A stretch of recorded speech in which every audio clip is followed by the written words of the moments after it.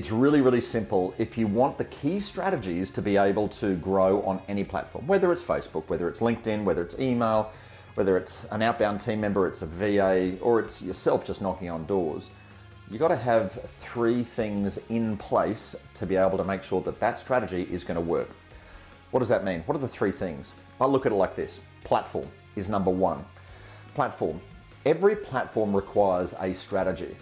Every platform is an opportunity to grow and build your business. Let's talk about LinkedIn, for example. Every platform requires a connection, an engagement, and a conversion strategy. Okay?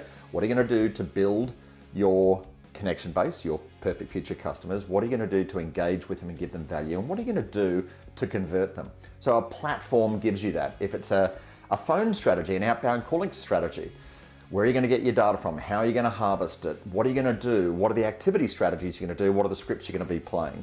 A platform. What are you going to use to engage growth going outbound to the marketplace? Number two is a person.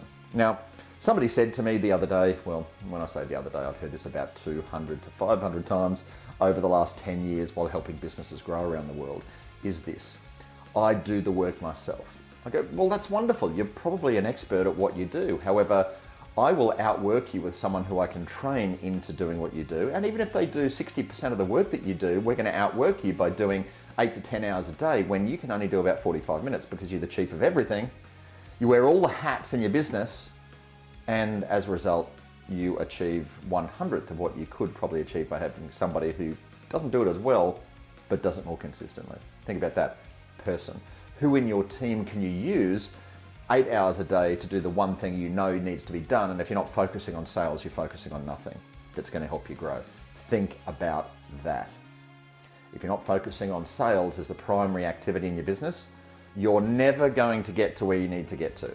Period. I don't care what you say. Oh, but I'm so busy. I know, bullshit excuse gets bullshit outcome. Just saying, and I know you know that I'm right. And then thirdly is a plan. Get a plan together. Who's going to do what? How many are they going to do? How are they going to report? What strategy is going to be adopted by said person or persons to do the work you need to do? It all comes down to data and numbers. I can literally look at the activity that's being taken and tell you what the outcome is without you even telling me what the final profit position or revenue position or sales numbers are. I can show you clearly what you're leaving on the table. Opportunity is available to you when you look at numbers.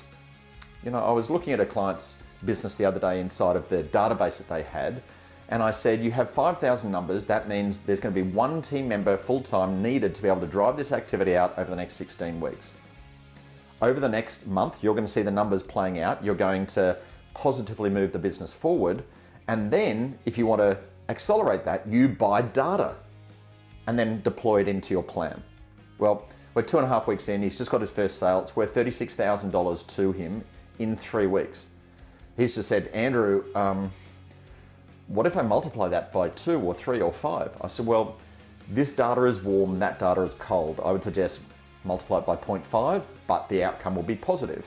Once again, it requires a platform, it requires a person that isn't you, and it requires a plan. Then get into action, do the freaking work, go get new business.